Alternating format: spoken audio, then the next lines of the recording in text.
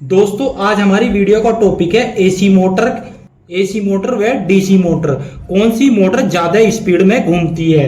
दोस्तों वैसे तो ये सवाल बहुत ही छोटा सा है, पर इसके इंटरव्यू में पूछे जाने के चांस बहुत ही ज्यादा है। तो दोस्तों बिना देर करे फटाफट जान लेते हैं आखिर हमारी कौन सी मोटर के आरपीएम यानी कि स्पीड ज्यादा होती है, एसी मोटर या डीसी मोटर।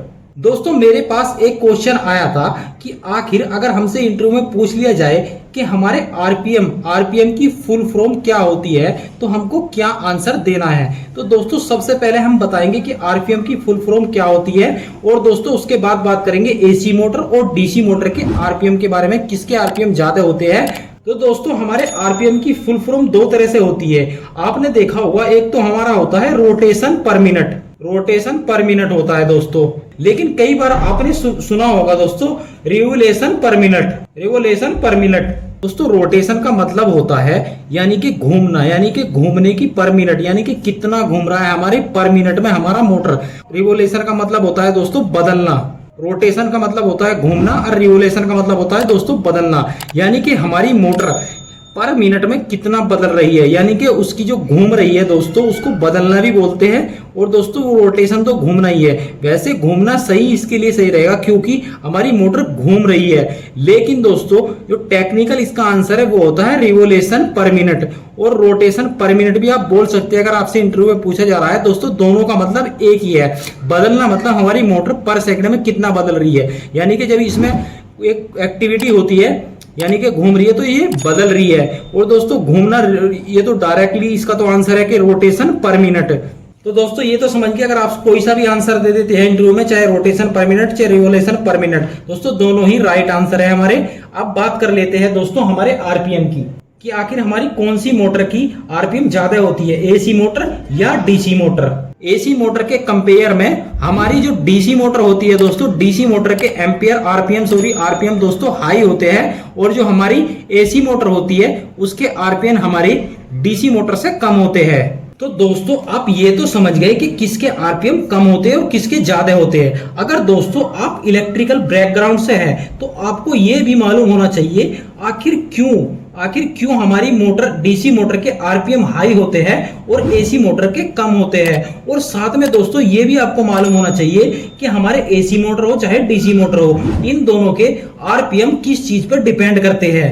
तो दोस्तों सबसे पहले बात करेंगे हम एसी मोटर की, कि आखिर एसी मोटर के आरपीएम किस चीज पर डिपेंड करते हैं। तो दोस्तों जो एसी मोटर होती है इसके जो आरपीएम है वो दो चीज पर डिपेंड करते हैं। दोस्तों एक तो होता है हमारा फिजिकली कंट्रक्शन, और दोस्तों नंबर दो होता है हमारा जो हमारी फ्रीक्वेंसी होती है। तो दोस्तों हमारे एसी मोटर के जो आरपीएम है वो डिपेंड करते हैं मुख्यतः दो चीजों पर, एक तो हमारी फिजिकल कंट्रक्शन जो होता है हमारी मोटर का, और एक होता है दोस्तों फ्रीक्वेंसी। दोस्तों फिजिकल कंट्रक्शन क्या होता है, आपने अक्सर सुना होगा कि हमारी मोटर 2 पोल की है, 4 पोल की है या 16 पोल की है, यानी कि इस तरीके से आपने कुछ ना कुछ सुना होगा कि हमारी कोई भी एसी मोटर होती है तो आप ये जरूर जानना चाहोगे कि वो आखिर कितने पोल की है, 2 पोल की है, 4 पोल की है या 16 पोल की है। तो दोस्तों ये जो पोल होते हैं इसी को हम बोलते हैं फिजिकल कंस्ट्रक्शन। दोस्तों जितना कम पोल होते जाएंगे, यानी कि जितने हमारे कम पोल होते जाएंगे उतनी हमारे आरपीएम जो है दोस्तों वे बढ़ते जाएंगे। यानी कि अगर हमारी 2 पोल की मोटर है तो उसके आरपीएम हमारी 4 पोल की जो मोटर है उससे हाई होंगे हमारे 2 पोल वाली के, और 16 पोल की जो हमारी मोटर है उससे भी ज्यादा हाई होंगे हमारे 2 पोल वाले।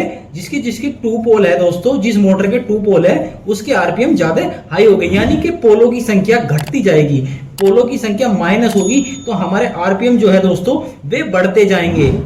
और इसी तरीके से दोस्तों जो फ्रीक्वेंसी बताई थी मैंने, अगर हमारी फ्रीक्वेंसी जो होती है दोस्तों, जैसे जैसे हमारी फ्रीक्वेंसी बढ़ेगी, यहाँ क्या हो रहा है दोस्तों, जैसे जैसे हमारी फ्रीक्वेंसी बढ़ेगी तो हमारे जो आरपीएम है मोटर के वे भी बढ़ते जाएंगे साथ ही में।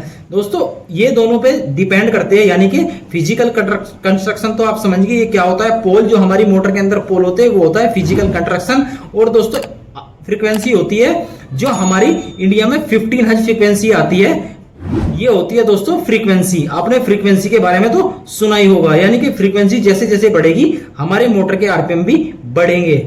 तो दोस्तों एसी मोटर का फंडा तो आप समझ गए दोस्तों, हमारे फिजिकल कंस्ट्रक्शन और फ्रीक्वेंसी पर डिपेंड करते हैं आरपीएम। वही बात करें दोस्तों एक छोटा सा एग्जांपल की, हमारी 2 पोल की कोई मोटर है और हमारी फ्रीक्वेंसी है 15 हर्ट्ज, तो हमारे मोटर के आरपीएम कितने होंगे? तो दोस्तों हमारी मोटर के आरपीएम होंगे 3000 आरपीएम। ये होंगे इसके मैक्सिमम 3000 आरपीएम हमारी 3 फेज एसी मोटर के। वही बात करें दोस्तों अगर कई देशों में 16 हर्ट्ज फ्रीक्वेंसी चलती है, यानी कि 16 हर्ट्ज, जैसे हमारी यहाँ फ्रीक्वेंसी थोड़ी बढ़ जाएगी तो हमारी मोटर के जो उसी 2 पोल की मोटर के आरपीएम हो जाएंगे दोस्तों 3600 आरपीएम। तो दोस्तों ये चीज तो आप क्लियर समझ गए कि हमारी जो मोटर होती है 3 फेज की उसके आरपीएम होते हैं 3000 आरपीएम से 3600 आरपीएम। तो दोस्तों हमारा एक कॉन्सेप्ट तो क्लियर हो गया कि हमारी एसी मोटर जो होती है उसके आरपीएम किस चीज पे डिपेंड करते हैं और कितने होते हैं। अब बात कर लेते हैं जो दोस्तों हमारी डीसी मोटर होती है, आखिर इसके आरपीएम किस चीज पे डिपेंड करते हैं। दोस्तों हमारी जो डीसी मोटर होती है इसके आरपीएम मुख्य 2 चीजों पे डिपेंड करते हैं। एक तो दोस्तों हो गया हमारा वोल्टेज, यानी कि हमारे वोल्टेज कम ज्यादा होने पर भी हमारी जो डीसी मोटर है उसके आरपीएम कम ज्यादा होंगे, यानी कि वोल्टेज कम ज्यादा होने पर हमारे आरपीएम पे असर पड़ेगा। और दूसरी चीज होती है दोस्तों इसमें जो हमारी मोटर के अंदर एक होती है आर्मेचर। आर्मेचर के जो वायर होते हैं दोस्तों, वायर का आर्मेचर वायर टर्न्स के रेजिस्टेंस जो होता है दोस्तों उस पर डिपेंड करते हैं हमारे। दूसरा होता है दोस्तों हमारे आर्मेचर वायर टर्न्स के रेजिस्टेंस, यानी कि आर्मेचर वायर का रेजिस्टेंस जो होता है उस पर डिपेंड करती है हमारे आरपीएम, हमारे डीसी मोटर के आरपीएम। दोस्तों मुख्य 2 चीजों पे ये डिपेंड करते हैं, एक तो वोल्टेज हो गया, एक हो गया दोस्तों आर्मेचर वायर टर्न्स का रेजिस्टेंस। दोस्तों हमारे जो आर्मेचर वायर टर्न्स के रेजिस्टेंस है उस पर डिपेंड करता है हमारे मोटर के आरपीएम। या तो हमारे वोल्टेज कम ज्यादा होंगे या फिर हमारे आर्मेचर वायर टर्न्स के रेजिस्टेंस कम ज्यादा होगा। रेजिस्टेंस अगर कम होगा दोस्तों, डाउन होगा, नीचे की तरफ जाएगा, तो हमारे आरपीएम ऊपर की तरफ जाएंगे, यानी कि आरपीएम हाई होंगे, बढ़ेंगे ऊपर की तरफ। अगर हमारा रेजिस्टेंस बढ़ेगा दोस्तों तो आरपीएम डाउन होते चले जाएंगे। दोस्तों मैं एक छोटा सा एग्जांपल दूं, जो हमारी डीसी मोटर होती है आखिर वो कितने आरपीएम से आ सकती है।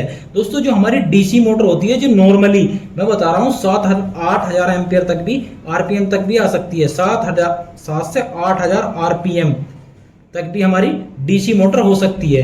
अक्सर आपने देखा होगा दोस्तों बचपन में जो टॉय वाली कार होती थी जो 100-150 की मिलती थी, तो वो दोस्तों उसमें एक मोटर लगी होती है 12 वोल्ट डीसी की, यानी कि वो सेल से चलती है, जो 12 वोल्ट की बैटरी आती है 12 वोल्ट डीसी से चलती है। तो दोस्तों उसमें एक छोटी सी मोटर लगी होती है। दोस्तों उसके आरपीएम कितने होते हैं? उसके आरपीएम 10,000 होते हैं। 10,000 आरपीएम होते हैं उस छोटी सी मोटर के। तो इससे तो आप समझ गए होंगे दोस्तों जो हमारी डीसी मोटर है इसके जो आरपीएम है वे हाई होते हैं अकॉर्डिंग टू एसी मोटर, यानी एसी मोटर के अकॉर्डिंग हमारे डीसी मोटर के एम्पियर आरपीएम ज्यादा हाई होते हैं। वैसे तो दोस्तों आपने सुना होगा जब हमारी एसी मोटर को हमारे आरपीएम बढ़ाने होते हैं तो हम क्या करते हैं, वहां पर एक वीएफडी लगा देते हैं। और वीएफडी से क्या होता है, हमारी जो फ्रीक्वेंसी है दोस्तों, फ्रीक्वेंसी हम बढ़ा देते हैं। फ्रीक्वेंसी जैसे जैसे हम बढ़ाते हैं हमारी मोटर की स्पीड बढ़ जाती है, यानी कि उसके आरपीएम बढ़ जाते हैं। दोस्तों इसी तरीके से हम डीसी मोटर की भी स्पीड बढ़ा सकते हैं। वो कैसे दोस्तों, जो मैंने अभी बताया था दोस्तों, जो हमारी आर्मेचर जो होती है दोस्तों, आर्मेचर के वायर में रेजिस्टेंस पैदा करके आर्मेचर वायर टर्न्स जो होते हैं दोस्तों आर्मेचर के, उसमें क्या दोस्तों हम रेजिस्टेंस को घटाएंगे। रेजिस्टेंस को क्या करेंगे, घटाएंगे। रेजिस्टेंस जैसे जैसे घटेगा, कम होगा, तो उसमें क्या होगा, हमारी डीसी मोटर के भी आरपीएम बढ़ जाएंगे, यानी कि इसकी स्पीड बढ़ जाएगी हमारी जो डीसी मोटर होती है। तो दोस्तों एसी मोटर की वीएफडी लगाने से स्पीड बढ़ जाएगी और डीसी मोटर की आर्मेचर वायर टर्न्स में रेजिस्टेंस कम करने से क्या होगा दोस्तों, हमारे आरपीएम बढ़ जाएंगे। दोस्तों इस तरीके से जो हम आरपीएम बढ़ा रहे हैं, अपने आरपीएम या स्पीड बढ़ा रहे हैं दोस्तों, इसको बोलते हैं हम फोर्सफुली, यानी कि फोर्सफुली तरीका हुआ ये हमारे आरपीएम बढ़ाने का फोर्सफुली तरीका, ये तरीका हुआ दोस्तों फोर्सफुली। वैसे जो हम बात करें जो हमारी मोटर होती है, वैसे जो मोटर नॉर्मल, जो दोस्तों नॉर्मल मोटर की बात करें जो हमको मार्केट में मिलती है, तो उस केस में दोस्तों जो हमारी डीसी मोटर होती है उसके आरपीएम ज्यादा होते हैं अकॉर्डिंग टू डीसी मोटर, यानी कि डीसी मोटर से ज्यादा होते हैं हमारे सॉरी दोस्तों, एसी मोटर से ज्यादा होते हैं हमारे डीसी मोटर के आरपीएम, यानी कि हमारे एसी मोटर के कम होते हैं और डीसी मोटर के ज्यादा आरपीएम होते हैं। और दोस्तों ये भी समझ गए आप कॉन्सेप्ट कि आखिर डीसी मोटर के आरपीएम किस चीज पे डिपेंड करते हैं और एसी मोटर के आरपीएम किस चीज पे डिपेंड करते हैं। दोस्तों मैं एक चीज और बताता चलूं साथ के साथ, कई लोग जो होते हैं, जो हमारी डीसी मोटर होती है, एक होती है दोस्तों यूनिवर्सल मोटर। तो दोस्तों कई लोग ना यूनिवर्सल मोटर को डीसी मोटर समझ लेते हैं, जबकि ऐसा नहीं है दोस्तों। जो यूनिवर्सल मोटर है ना दोस्तों, ये एक अलग ब्रांड है, यानी कि जो यूनिवर्सल मोटर है ये एक अलग ब्रांड है। ये डीसी से भी चलती है और एसी से भी चलती है, यानी कि डीसी से भी चलती है और एसी से भी चलती है। और दोस्तों इसकी यूनिवर्सल मोटर जो है, इसकी स्पीड हमारे डीसी से भी ज्यादा होती है, यानी कि डीसी से भी ज्यादा होती है हमारे यूनिवर्सल मोटर की स्पीड। जो दोस्तों आपने देखा होगा, जो मिक्सर होते हैं, मिक्सर जूस निकालने वाले, उसमें हमारे यूनिवर्सल मोटर का ही यूज किया जाता है। और जो दोस्तों हमारे ग्राइंडर होते हैं, ग्राइंडर मशीन देखा होगा जो कटिंग के लिए यूज करते हैं हम ग्राइंडर मशीन, तो दोस्तों उसमें भी हमारे यूनिवर्सल मोटर का यूज किया जाता है। और दोस्तों जो आपने ड्रिल मशीन देखी है, ड्रिल मशीन में भी हमारे यूनिवर्सल मोटर का ही यूज किया जाता है। दोस्तों यूनिवर्सल मोटर के जो आरपीएम है वे 20,000 आरपीएम, 25,000 आरपीएम दोस्तों इस तरीके से हो सकते हैं।